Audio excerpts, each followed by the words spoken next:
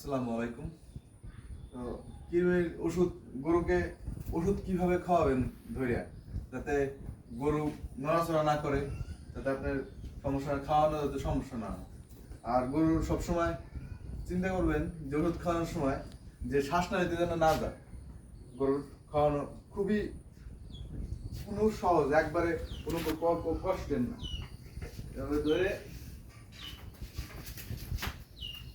গরুর এভাবে ধরবেন, এভাবে যদি দুই হাতে ধরে এই দুই শি দিলে তো গরু একটু নড়াচড়া করে মতো কোনো থাকে না। এভাবে ধরে এভাবে খাওয়াই দেবেন।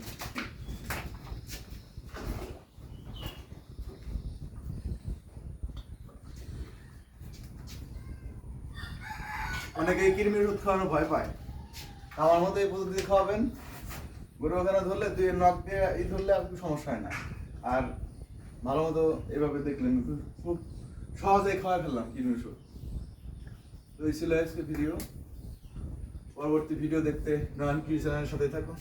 আসসালামু আলাইকুম।